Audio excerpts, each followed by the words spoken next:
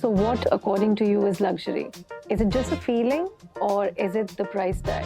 Minimalism is also taking the most exquisite Italian marble, giving it a glossy or a matte vibe, and placing it with a beautiful, graphite coated legs and placing it in your dining area. So, if it's a very minimal space, choose subtle colors, muted tones, stripes, for example, or a print in self. आपको अगर Fendi का sofa रखना है अपने living room में, so I'm not stopping you. Of course you can do that. Or you want your dream house to be built in a certain way without burning a hole in your pocket. So what, according to you, is luxury? Is it just a feeling or is it the price tag, the brand, the name? आपको अगर Fendi का sofa रखना है अपने living room में, so I'm not stopping you. Of course you can do that. Or you want your dream house to be built in a certain way without burning a hole in your pocket. Absolutely your choice, your call. It's your dream home, of course. Luxury मेरे लिए क्या है? If I have an organized kitchen and I have all the jars of my pulses in a certain way, every pulse is visible to me, they're kept in a certain way, that is luxury for me. Because I know 95% of Indian homes do not have that feature. So for me, that is luxury. It is a very economical, probably Amazon-based, a container, but that works out for me. It looks surreal, it looks premium, it is luxury for me. When I design homes, I do not tell my clients to buy from a certain brand or, when it comes to the styling part also, be it an artifact or a throw or a bed sheet, I just tell them, take the colors responsibly, choose them responsibly. So if it's a very minimal space, choose subtle colors, muted tones, stripes, for example, or a print in self. Nothing too big, nothing too prominent or opulent. And it need not be from a certain brand and very expensive. I love to travel. 3 to 4 years back, I visited Turkey. So Cappadocia had some amazing, ceramics. So I picked up a certain, plates that I use in hosting. And every time I look at it, and it reminds me of luxury. Why? Because I know at least 10 to 15 people who visited the same place, but they don't own it.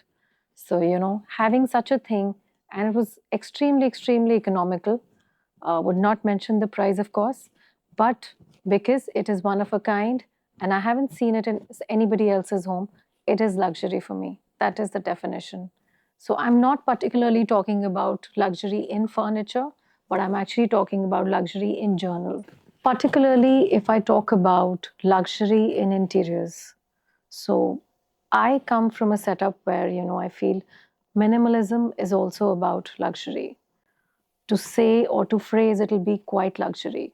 So I definitely put a concept word called quiet luxury, modern, spacer, breathing, these kind of small little, words. It doesn't mean that you have to put like a wooden dining table, which is just polished in a workshop or site with 4 legs and that's finished. That's not minimalism. Minimalism is also taking the most exquisite Italian marble, giving it a glossy or a matte vibe, and placing it with a beautiful, graphite coated legs and placing it in your dining area. It doesn't have to be particularly glossy or extremely dull looking object. So when I do like marbles, especially marbles for center tables or dining tables, I also try and implement a finish to it.